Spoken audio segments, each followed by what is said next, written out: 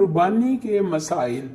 Number 1, जिस पर सदका फितर वाजिब है, इस पर बकरा ईद के दिनों में कुर्बानी करना भी वाजिब है। अगर मालदार नहीं है तो कुर्बानी वाजिब नहीं, इसके बावजूद अगर करेगा तो सवाब लेगा।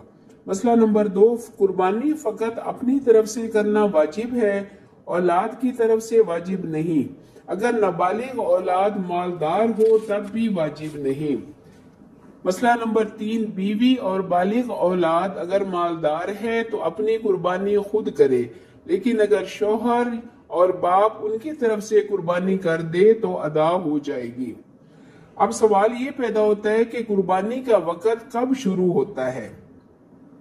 जवाब, जुल्हज्जा की 10वीं तारीख से लेकर 12वीं तारीख के सूरज गरूब होने तक कुर्बानी का वक्त होता है, लेकिन कुर्बानी के लिए सबसे अफजल दिन 10वीं जुल्हज्जा का है, और जब इमाम ईद की नमाज पढ़ा दे तब जानवर ज़बा करे। 10वीं जुल्हज्जा से 12वीं जुल्हज्जा तक जब चाहे कुर्बानी करे, लेकिन रात को जानवर ज़बा करना मकरूह है। हो सकता है अंधेरे में कोई रग ना कटे और कुर्बानी दुरुस्त ना हो। किन जानवरों की कुर्बानी जायज है? तो उसका जवाब यह है कि बकरा, बकरी, भेड़, दुम्बा, गाय, बैल, भैंस, भैंसा, ऊंट और ऊंटनी, उनकी कुर्बानी जायज है। बकरा साल भर से कम उम्र का दुरुस्त नहीं, जब पूरे साल का हो जाए तब कुर्बानी के लिए जायज होगा।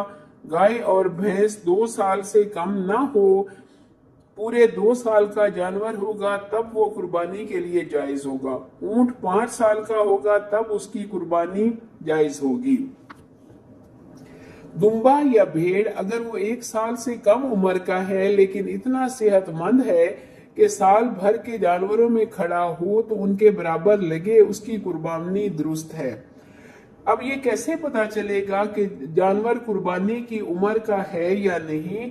तो जब उस उम्र को जानवर पहुंचते हैं, उनके निचले जबड़े के सामने के दूध वाले दांत गिरकर 2 बड़े दांत निकल आते हैं।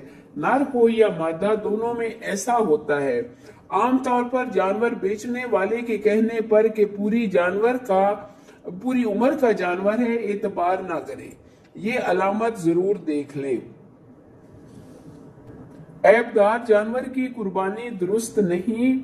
मसलन अंधा हो या काना, कान कटा हो या तिहाई से ज्यादा दुम कटी हुई हो, एक पांव से लंगड़ा हो, इस तरह चलता हो कि चौथा पांव जमीन पर रखता है लेकिन उस पर चल नहीं सकता, तो उसकी कुर्बानी जायज है। अगर एक पांव से लंगड़ा है लेकिन इस पांव पर सहारा देकर चल सकता है तो फिर कुर्बानी जायज है। इतना कमजोर और मरियल हो कि इसकी हड्डियों में गूदा ना रहे और कमजोरी की वजह से चल नहीं सकता, तो उसकी कुर्बानी जायज नहीं। इसी तरह जिस जानवर के दांत बिल्कुल ना हो तो उसकी कुर्बानी भी दुरुस्त नहीं। लेकिन अगर कुछ दांत हैं जिनसे चारा खा सकता है तो जायज है। गाय या भैंस के 2 थन और बकरी का 1 थन नाकारा हो तो उसके लिए उसकी कुर्बानी भी जायज नहीं। बांझ जानवर की कुर्बानी जायज है, चाहे वो पैदाइशी बांझ हो या बाद में किया जाए। हमला जानवर की कुर्बानी दुरुस्त है, लेकिन जिसका बच्चा पैदा होने के करीब हो उसको ज़बा करना मकरूह है। हमला जानवर के पेट से अगर जिंदा बच्चा निकले तो उसको भी ज़बा कर लिया जाए, इसका खाना हलाल है। लेकिन अगर मुर्दा बच्चा निकलेगा तो खाना जायज नहीं।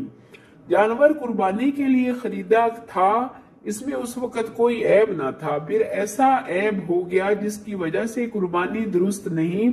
अगर ऐसा शख्स जिस पर कुर्बानी वाजिब नहीं, उसके लिए जायज है कि उस जानवर की कुर्बानी कर दे, और अगर उसके जिम्मे कुर्बानी वाजिब थी तो उसके बदले में दूसरा सेहतमंद जानवर खरीद कर कुर्बानी करे।